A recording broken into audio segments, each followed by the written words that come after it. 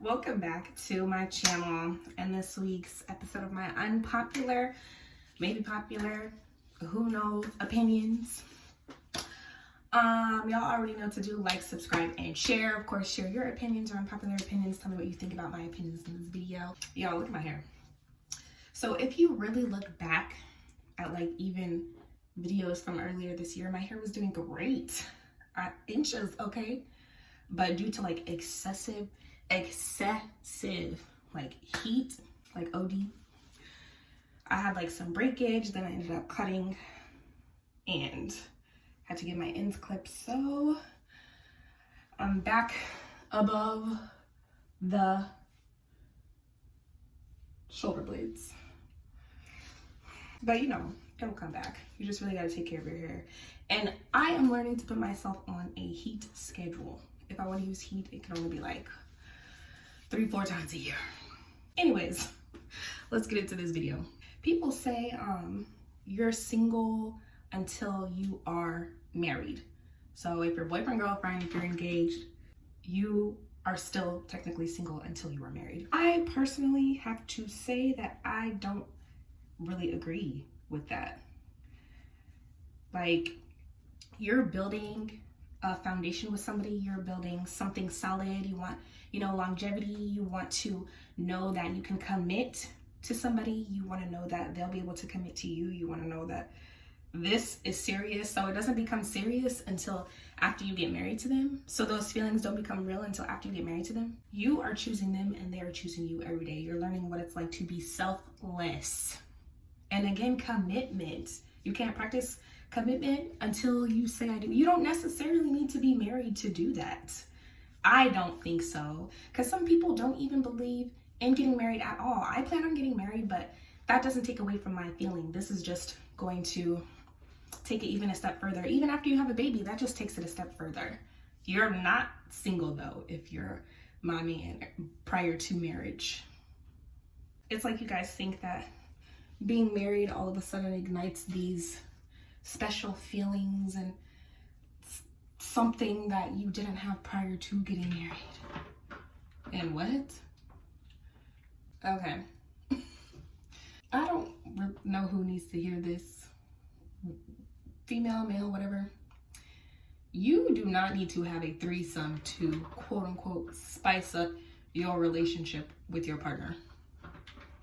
You don't need to. You don't need to do that to show that you're open-minded or you're down for things that other people wouldn't be down for. I honestly, in my opinion, think that a lot of women do it just to, in an attempt to kind of like get a handle on what is bound to happen anyways.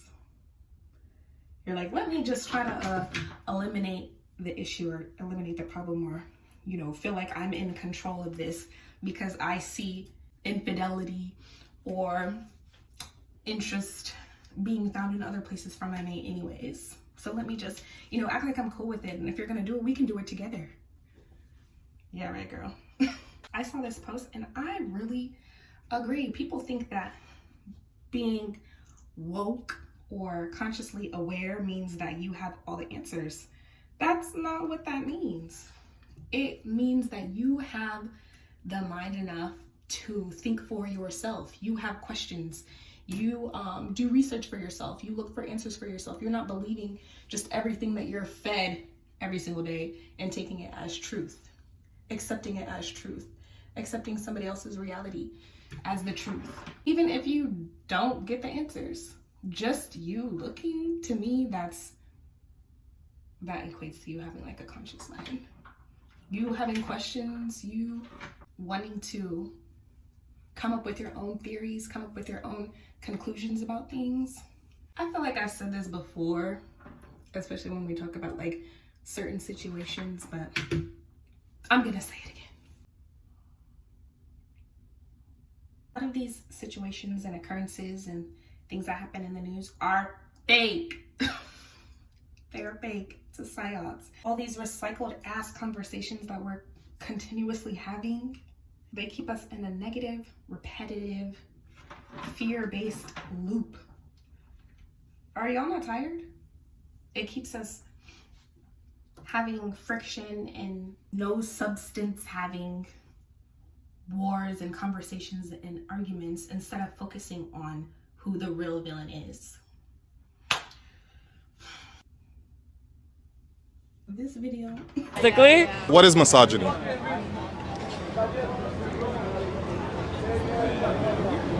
Why are you using words that you don't even know the definition of? This video is a great example of you hearing or reading or seeing a word being used, not knowing what it means, but you just going out and spewing it because maybe you saw how it was used, but don't really understand what it was being used for.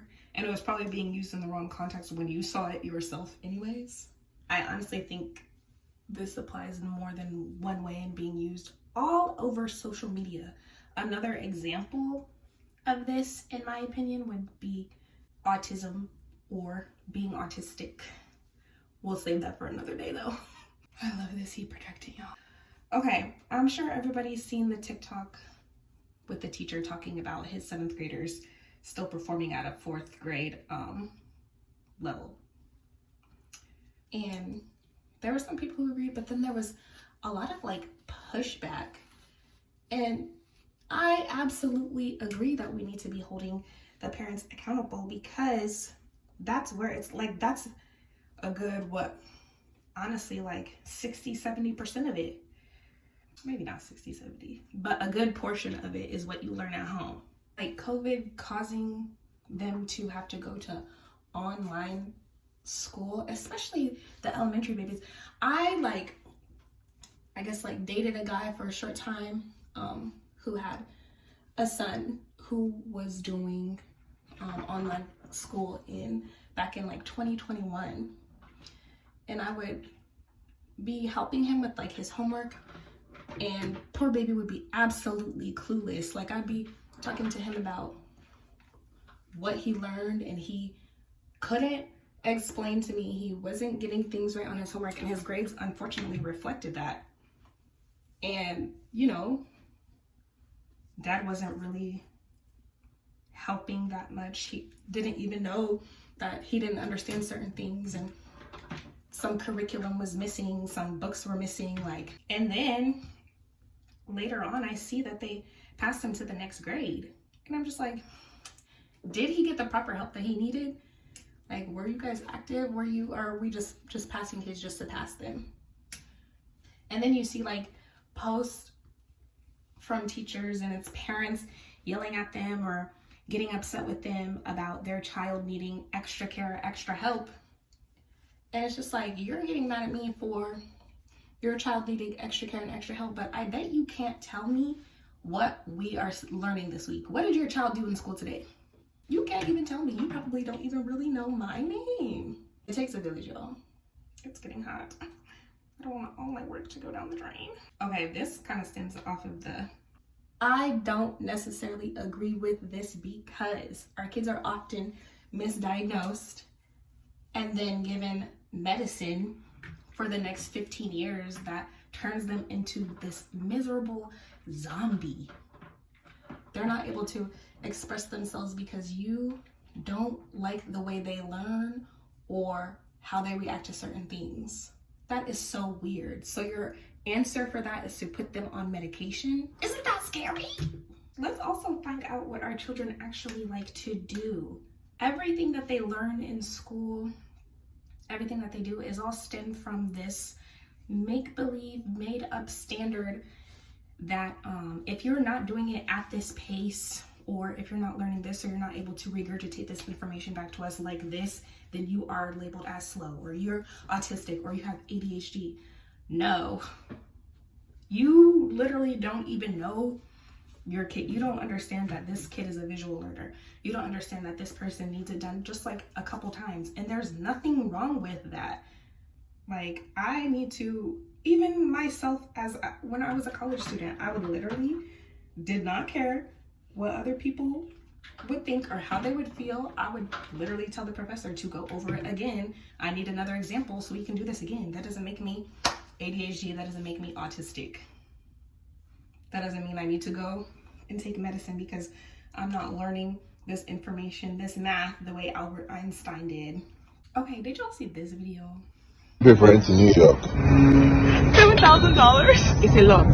First of all, there is nothing wrong with this woman paying $7,000 a month for her rent, especially if she don't have a problem with it and she can clearly afford it. What I had a problem with was all the people in the comments trying to essentially humble her and demanding that she give an explanation as to why she's living so good and so luxurious. Someone said, this is not a flex. This is just a lack of financial literacy and indiscipline. It's a what? You are traumatized and you're a hater. I want people to understand that just because you personally feel like things are unattainable or out of your reach, or you do not have the courage to go out and do the work and put yourself out there to get to those levels, does not mean that everybody else needs to come down to your level of mediocrity to validate you and make you feel better about yourself. Like, you think that that is crazy. You personally think that that is crazy. She doesn't think that that's crazy. That's why she does it every month. And she has the means to. You can also have the means to. Like, what? I'm only halfway done, y'all. Okay, this isn't necessarily an unpopular opinion. I just feel like it's a theory that makes a lot of sense to me. It says, your sexual energy is aroused by toxicity. Then it goes into an explanation saying that people's sexual energy feeds off of toxicity that is stemmed from trauma and traumatic experiences, which can be translated into demonic energy. And that energy needs more toxicity to feed and to really just continue to exist. So people's sexual energy is intertwined with like toxic, low vibrational root chakra programming. That causes us to choose partners that we know are bad for us, but good for the arousal and the sexual energy. This makes so much sense to me because you not understanding your self-worth or thinking that you deserve better could not be the only reason that you just choose bad or keep entertaining bad people that you know aren't good for you, or getting involved in toxic situations that you knew were going to be. Have you ever been in like a situation where you're just like, ugh, I don't want to get involved with this person, they won't be good for me, but then you still do it anyways? Like, it's like, what is the obsession with the thrill of the chase? Then you build this toxic sexual tension, and it comes from the breaking up to make up, and you know, you're associating that with the feeling of love, and this is how it's supposed to be, and we made it through, and our relationship is so strong. But really, you just have an unfortunate emotional need for chaos and turmoil. That's crazy. That is crazy.